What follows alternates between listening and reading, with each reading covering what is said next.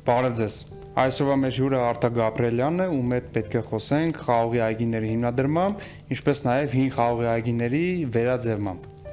Արտակ ջան, ողջույն։ Ողջույն Սերժ ջան։ Կուզեմ շատ կարևոր թեմայի մասին խոսանք, այգիներից, բայց այգիների հիմնումից եւ եղած այգին վերափոխել ավելի ժամանակակիցի այդ երկու թեմայից մանրամասն բացենք ու տեսնենք, որ տարբերակն է ավելի լավ ու ինչ նրբություններ, առավելություններ, թերություններ ունենք։ Իրականում շատ լավ թեմա ես ընտրել, հենց այս ժամանակահատվածին լրիվ ակտուալ ու իրականում բավականին ծավալուն ու բարդ, որովհետև չկա կարելի ասել այս հարցի շուրջ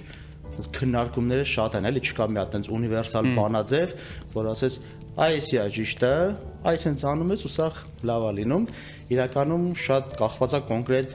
кейսերից, հա, այսինքն կոնկրետ այդ որտեղա ինչա, արի փորձենք իրար հետ դες բացենք, էլի։ Չգիտեմ։ Ես գինեգործ եմ, ունեմ արտադրություն, այգի չունեմ, խաղը մտերում եմ, բայց հասել եմ բա, որ պետք է արդեն խաղող այգի հիմնեմ, որ ավելի լավ գինիներ ստանամ։ Ունեմ երկու ընտրություն կամ հող եմ գնում եւ այգի եմ հիմնում, 3-4 տարի սպասում եմ մինչև լավ բերք ունենամ, որ գինի արտադրեմ, կամ գնում եմ հին այգի ու առաջին տարվանից բերք եմ ունենում, ճիշտ է, ցածր որակի, բայց էլի 2-3 տարի այգու վրա աշխատելով փորձում եմ բերել այն վիճակի, որ ունենամ բարձր որակի բերք։ Ինչ կառաջարկես այս դեպքում։ Այդ տարբերակներն էլ, հա, դες կարելի է մի քիչ ոսմա բաժանենք, որ ավելի հեշտ կարողանանք կողմնորոշենք ոնց այդ հարցին պատասխան տանք։ Իրականում երկու տարբերակներն էլ ունեն դրական կողմեր եւ բացասական կողմեր։ Հաստեղ իհարկե հարցը շատ խորքային է, որտեղ կախված է կոնկրետ բիզնես պլանից։ Եթե իրան դիտարկում ենք որպես բիզնես պլան, հարցը փոխվում է։ Օրինակ շատ հաճախ հանդիպում է տարբերակներ, երբ որ մարդիկ ասում են պապիկից ժառանգել եմ այգի, բայց չեմ ուզում պապիկի նման մշակեմ, մի քիչ խելքի բերենք, ասենք գոնե մի քիչ արդիականացնենք եւ այլն։ Այս այն տարբերակն է, որ այդքան բիզնեսի տեսանկյունից չես մտածում, չոր հաշվարկ չի, թվաբանություն չի, պապիկից ստացած այգին է, հիմա մի բան ուզում ես անես, ասենք գմտնում ես դրա մեջ, այո։ Հա, ունի պատմություն։ Այս պարագայում իհարկե հնարավոր է, հա, հաշվի առնելով իր էլի դրական եւ բացասական կողմերը, այն մյուս տարբերակը, որը որ նշեցիր, այսինքն 0-ից անելը, հա, ստեղ էլի ինքը ունի դրական եւ բացասական կողմեր, սա կանրադառնամ է դրանց, բայց ստեղ էլի գալիս է շատ կարեւոր է դրա մեջ մտնողի վիժնը, այսինքն ինքը ինչ է պատկերացնում, ինչ է ունենալու, բիզնես պլանը ինչպիսին է, արդյոք ինքը ակնկալում է կարճաժամկետ ներդրում, թե երկարաժամկետ պատրաստ է ներդրում անելուն, ոնց է ակնկալում, որ գումարը հետ է գալու, հետ չի գալու, ինչ ժամկետների մասին է խոսքը, այսինքն այնքան հարաբերական գործակիցներ ունենք այս պարագայում, այնքան հարաբերական հարցեր ունենք, որպեսզի սկզբից տրվի այդ հարցերին պատասխանները ունենանք, հետո նոր հասկանանք, թե որ ճանապարհով ենք գնա։ Եթե այտենց շատ մակերեսային փորձենք կողմնորոշվենք, պիտի անդրադառնանք մինուսներին, պլյուսներին, հա։ Եթե վերցնենք այգին, որը որ արդեն հիմնված է, ու իրան պետքա այտենց խելքի բերել, ստեղ իհարկե այդ փորձը ունենք, հա, այտենց կարելի է, ու եթե հիշեմ, թվական չեմ հիշում, որ թվականին էր, երբ որ աշխատում էինք GIZ-ի պրոյեկտով, գաստրոբակերի պրոյեկտներ, 2021, թե մի քիչ ավելի, չէ, ավելի շուտ կարելի, 18-19, մինչև կովիդյան այդ ժամանակահատվածներ, այստեղ այդ խնդիրը հենց դրված էր GIZ-ի կողմից, որ այսինքն մենք գնում ենք նայում ենք այգիներ, այսինքն այսօր արդեն դարձած այդ գաստրոբակերի պրոյեկտի մասին է խոսքը, որտեղ որ ունեին մարդիկ այգիներ, կարելի ասել ավանդական մշակած ու այսինքն վերափոխում պիտի կատարվեր ավելի արդի, հա, ավելի ժամանակակիցի, այստեղ իհարկե էլի բոլոր ռիսկերը հաշվի առնելով բացատրում ես, որ այ պիտի արվի SSS գործընթացները։ Ինչ է նշանակում SSS գործընթացները, որպեսզի այգին միանգամից ստրեսի չենթարկվի, ամենաօպտիմալ տարբերակը փուլ առ փուլ անցումն է։ Օրինակ, ես իմ փորձով ասեմ, ինչ էինք անում, բաժանում էինք այգին պայմանական 3 հատվածի ու ամեն տարի մի հատվածը խորը էդ անելով, նույնիսկ այս պարագայում քննարկենք էդի մասով, հա, խորը էդ անելով վերափոխում ենք։ Այսինքն այդման համակարգին եթե անդրադառնանք, այստեղ իհարկե եթե վերցնենք զրոյական հող, երբ որ դու զրոյից այգին դնում ես, այդ մասնագետի համար իդեալական տարբերակ։ Այսինքն ինքը զրոյից այդ խաղողի վազը մեծացնում է, բունը սիրուն բարձրացնում է վերև, գիտի ոնց է ձևավորում եւ այլն։ Այս մասով ինքը մեծ տրանսֆորմացիան, չկա այդ փուլը։ Չկա, բարդ ինչն է, որտեվ ամեն վազ ավանդական էտած սուբյեկտիվ մոտեցում է պահանջում։ Այսինքն ամեն մի վազը էտվածա մի արվեստի գործ է։ Հա, մեկը մեկին նման չի, դու ունիվերսալ լուծում չես կարող առաջարկես։ Այ ասում ես, այս մեկը պիտի այս sense անենք, այն մեկը էս, բայց վազի այդ տրանսֆորմացիան ենթադրում է, որ պիտի խորը էտ անես։ Այսինքն միգուցե նույնիսկ այդ առաջի տարին բերք չստանաս։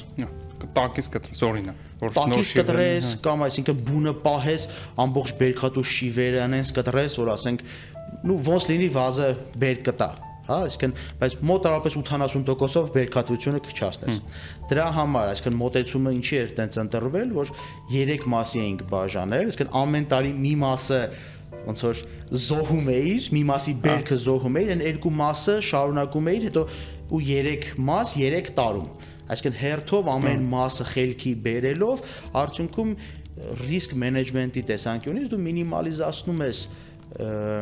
կորուստները, բայց միևնույն ժամանակ տրանսֆորմացիոն այդ ժամանակահատվածում քիչ-քիչ խելքի ես բերում։ Այսինքն էդի մասով ոնց որ կարելի է ավելի շատ այդ մասը դիտարկել, իհարկե այստեղ մասնագետների կարծիքները բաժանվում են, ինչ բանով մարդկա ասում է, չէ, իշքան էլ ուզում է խելքի բերես, մեկը այն չի լինում, մասնակի համաձայն եմ, այսինքն իշքան էլ փորձում ես, նույն էլ կախված է իշքանով ավիրված այգին, հա, այսինքն լինում է որ հանդիպում ես այգի, որը որ վազեր չեն, ծառեր են, բարձա այդ պարագայում գործիքակազմը ավելի քիչ է։ Դա վերաբերյալ, բայց հիմնականում ավանդական այգիները ռոռոկման տարբերակը ավանդականն է, չէ, հենց բաց առումներով, այս դեպքում դե բնականաբար պետք է փոխվի նաև կաթիլայինի ու մի դեպքում, օրինակ կաթիլայինի դեպքում վազի արմատուրի ձևավորվում, արվի դեպքում ուրիշ ձև։ Հիմա այն խաղողի վազը, որը սովոր է այդ շատ ջուր տեսնելուն, այդ առումներով, չէ, ավանդական տարբերակով ջրվելուն ու փոխում ես իրան կաթիլային, ինչ առնում իր հետ։ Շատ ցավոտ թեմա է, միանգամից եմ որ ասեմ, որ հնարավոր է, սենց հարցին ուղիղ պատասխանը հնարավոր է, բայց այդ որպեսզի հնարավոր լինի, պետքա ճիշտ մոտեցում, հա, շատ հաճախ այդ խնդրին բախվում ես, երբ որ այսինքն ավանդական ռոռոկված այգին պետք է փոխվի կաթիլայինի, այստեղ շատերը ասում են, դե չէ, կաթիլայինի դեպքում վազը չի հագենում ջրով եւ այլն, նմանատիպ արգումենտներ, իհարկե այս արգումենտները կարելի է շրջանցել, հա, ասենց ասենք, ինչով շրջանցենք։ Միանշանակ, երբ որ դու ավանդական ռոռոկումից անցնում ես կաթիլայինի, այդ ամեն ինչը հաշվի առնելով, դու քո ջրման ինտենսիվությունը եւ տրվող ջրի քանակը մենեջ ես անում ըստ դրա։ Հա, մի օրինակ ոնց որ վերցնենք, ըստ օրինակի բացենք, օրինակ եթե այգին ավանդական է ջրված, առաջի տարին երբ որ դու անցնում ես կաթիլայինի, նախ պետք է հասկանաս ավանդականով դու ինչքան ջուր ես տվել, հա, ինչ հող ունես։ Դա էլ է շատ կարևոր գործոն է, արդյոք ավազային հողը կավա ավազային է, քարի ծավալն է շատ եւ այլն, ուսումնասիրել պետք հողը, որ նաեւ հասկանաս ջրի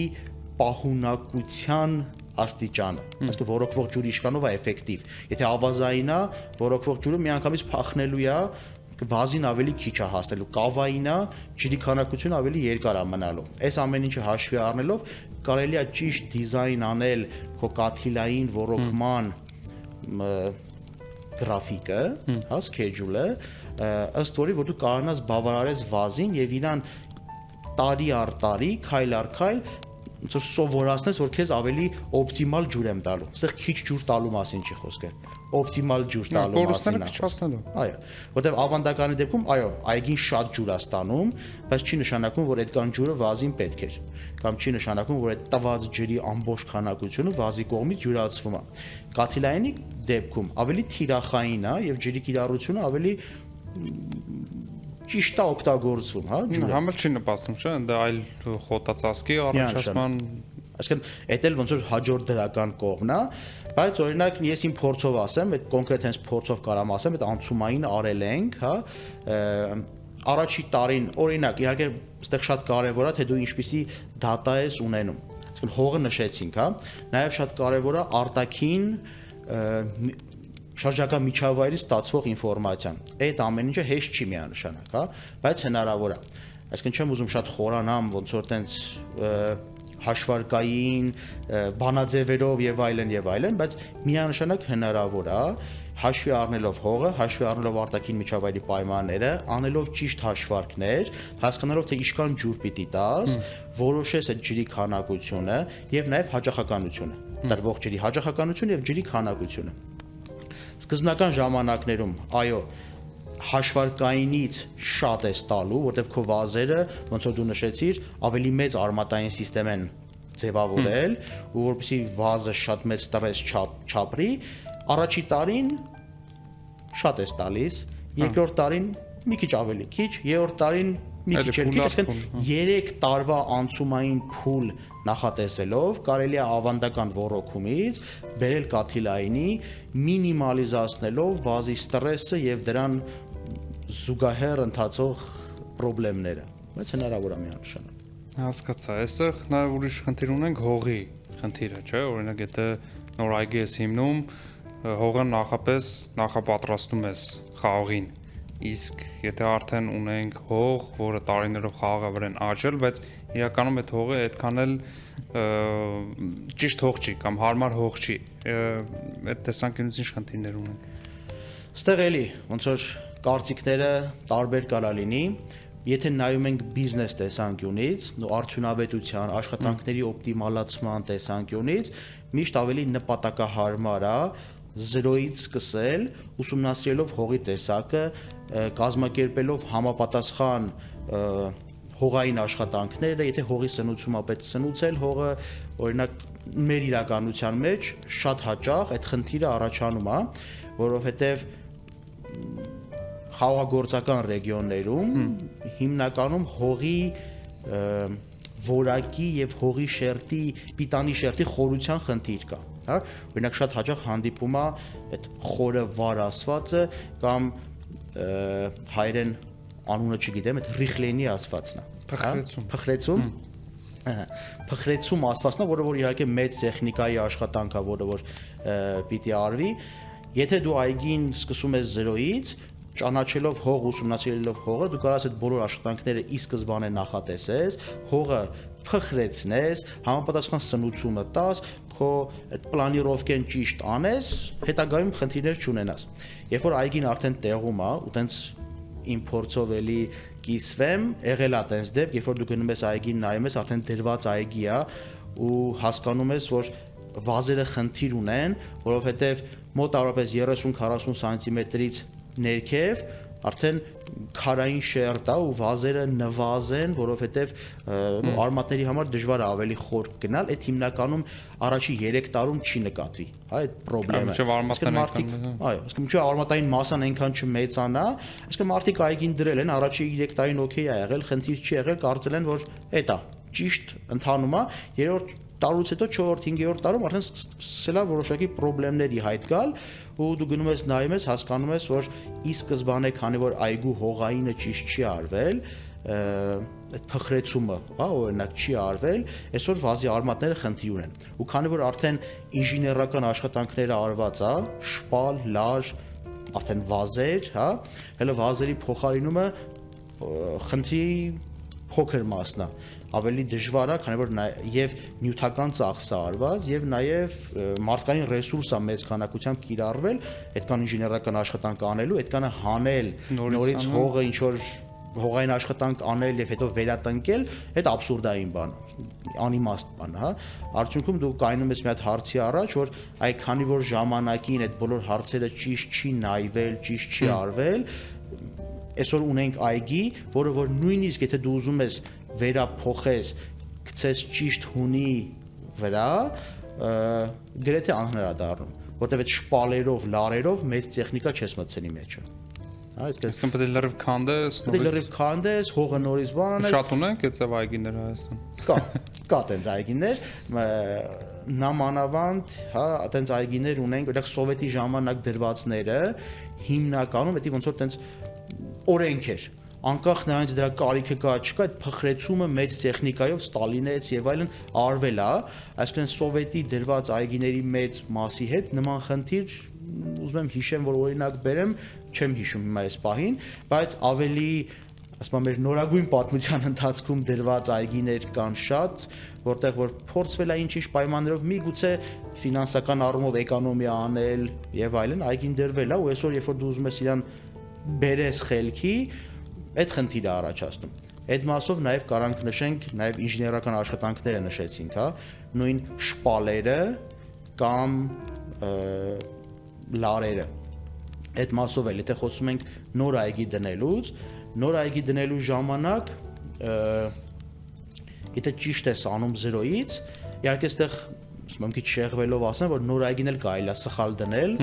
եւ արդյունքում հետագայում նույն խնդիրները առաջանա, հա, նորի հինի կամ կարելի է ունենալ հին այգի, որը որ բավականին լավ վիճակում է եւ դրան արդիականացնելու համար շատ քիչ բաներ է պետք լինում։ Այս պարագայում եթե խոսում ենք ինժեներական աշխատանքներից, օրինակ ես հակված եմ,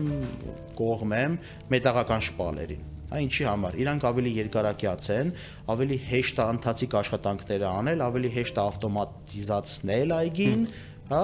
եւ նաեւ հետագայում մարդկային ուժի հետ կապված աշխատանքներն է քիչ լինում, ընթացիկ նորոգումներն է քիչ լինում, եթե իհարկե ճիշտ ես կարող օգտագործես, հա։ Հիմա պատկերացրա ունենք այգի, որը որ դրած է